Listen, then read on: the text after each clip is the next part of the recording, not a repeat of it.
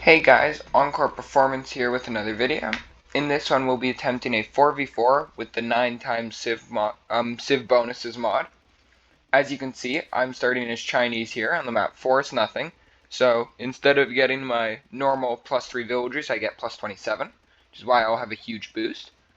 In our pocket we have AC2, or A2C as the Portuguese. The final pocket is Nova, as the Burgundians in orange. We then have my friend Diante here in blue, playing as the Poles. Over here we've got green as the Tatars as the enemy flank, with a pocket of pink as the Ethiopians and teal as the Celts. Finally, we have gray as the Slavs as their flank on my side. As you can see, I've just built a mill here so I can construct farms, and I'm now working on cutting enough space to build those, like said, farms. Everybody else is attempting the same thing at the moment, just myself with more of a boost, whereas my friend Diante has come up with an ingenious plan to delete his TC, move it over since he has the resource to do that, construct a full work, now throw everything on wood while one villager constructs a farm and immediately deletes it, as that starting food you get from that farm when deleting it with the full work is going to be multiplied by 9. I now have space for a farm, which is good. I can start villager production soon. And you'll see I'll have more for a second momentarily. Yellow's doing the same thing. He's deleted his TC and moved it back as well. Orange has done the same. My TC provides normally +5 population, but due to the fact that my Civ bonus also provides another +5 population, and 5 times 9 is 45, plus that original 5, I have +50 population, along with an increased line of sight compared to other players. You can see that just right here. I now have space for 3 farms. I think I'm about to drop a 4th.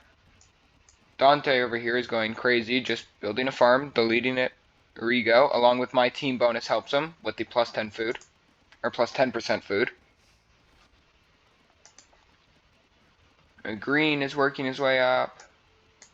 Pink's done the same. So yeah, everybody's just sort of doing the same thing at the moment. I'm not sure what Gray's purpose of the lumber camp was. I guess he just was preventing himself from becoming a Canadian Conan. As you can see here, I'm now on 6 farms, about to be 7. Then I'll attempt to go up to the feudal age. And speaking of feudal age, Dante should be hitting that any moment now. Bam, right on cue. So yeah, 7 farms, 28 villagers on wood. I'll click up momentarily. Yellow is doing quite good. The goal is to get Yellow to Imperial Age as quick as possible, since his Fjordas are 9 times as more effective. So we'll do that. So you'll see us slinging him a fair bit. Well, not me, my teammates. I'm almost clicking up. If we go look on Dante, still just going with that delete the farm, build it, delete it, and build it. I mean, it's a rather ingenious strategy, but I'm just building a lumber camp here as I need 2 feudal age buildings. Sadly, I deleted my mill beforehand, which I assumed would still count, but did not, so I'll need to construct that before I can go up. So that's a bit of TC idle time. Plus, due to my Civ bonus of technologies being cheaper, I can just grab the techs from each of them individually immediately, so once I hit feudal. It'll be no big investment. I think it's 7 food and 7 wood. And then that's just going to get better and better as I advance throughout the ages because the percent's going to move up. Nova hits feudal age. Immediately constructs his market and blacksmith.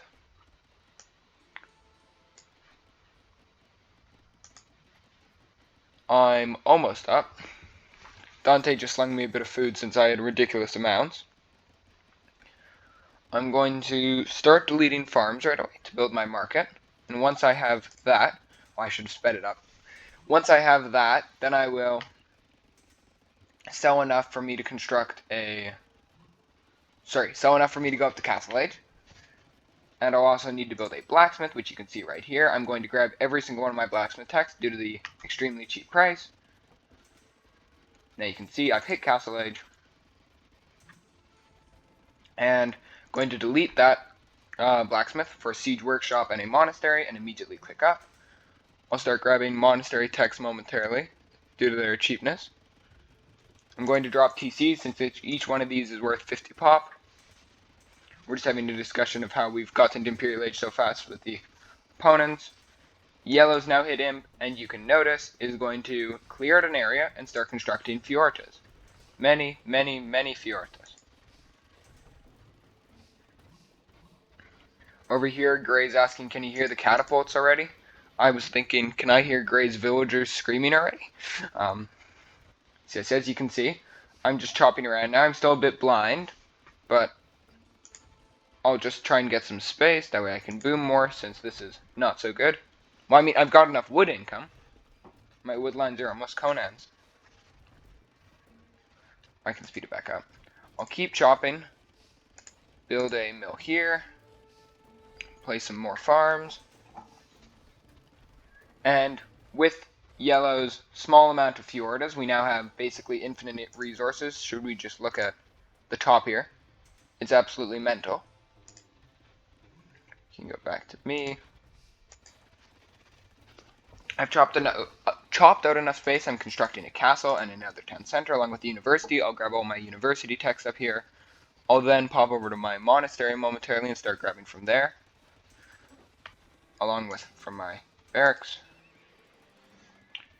I'm going to go to the castle now, grab everything. And I've now noticed spies only cost 3 gold. I'll immediately get it. Note that Gray's here, and actually start heading for him. Poor Gray. Yeah. Just constructing some Chukanus, which are again 9 times stronger. And grabbing more techs. They're finally hitting Imperial Age. We've already united, and you can see Nova with his crazy Custiliers. Ethan's just getting ready to boom and build a crazy army. You can already see some of his winged hussars. If I could just get one there, coming out. I now arrive at Gray. Have a small encounter with his mangonels. Poor Gray, all he can see right now is just the looming threat of a trebuchet, not the army that waits behind it. And remember, that's 9 times what it actually looks like. Down with his TC, which he's going up to the Imperial Age with any second now. I'll now just wait with my army until I can get an onager to chop through. You can see he's trying to build a castle to stop us. My onager's going to come here, break a hole, take out some mangonels. I'll send forward the not-so-good cavalry, but they serve their purpose. Then I'll bring in the Chukanus and start mowing down the enemy. Here you can see the green trebs, thanks to the Tatar bonus, had 18 additional range to the already 16. I'll begin, like I said, mowing down everything with my Chukanus. Finish off Gray's villagers. Once I destroy the siege workshop, he's defeated. I'm about to build about 5 castles and just start pouring out units. You don't really need to boom when we have a Portuguese ally. Otherwise, I would be. You can see here come the castles. Start chopping towards Cyan, just like Yella's doing over here. And as my army comes along, we can take just another look at the Chukanu stats there. And I believe they fire, I could be wrong, but I'm going to say 27 additional arrows to the side, which is just ridiculous. I'll finish this, and now I've decided I want to construct a wonder because I have the resources too. Chop through with my onagers. I'll now throw them away for population space, even though that's not a big problem. He will attempt to counter me with trash units, which he will learn very soon don't work so well versus my hordes of Chukanus. And there goes green to the massive swarms of winged hussars. Finally, teal begins to fall as my Chukanus cut down everything in their way. We can even just watch their effectiveness versus a castle. It's insane. My trebs come in just to back us up. I'll continue destroying things. Yellow really likes his Fiordas, as we can see. And there's no point in the rest even coming. I decide to tell my allies not to destroy the monastery, which will cause Teal to be defeated, since my wonder is just about completed. Unfortunately, I'm not quick enough, and as we watch, the monastery goes down. As you can see, the wonder was at 94%. And you can just take a look at the ecos of what made all those Custiliers. Should I quickly check statistics? We'll see just here, first page, second page, with Dante's for Life's 240 kills to 8 losses, which is incredible. The economy for yellow, technologies, society, and timeline. Thank you very much for watching, guys, and I will see you next time.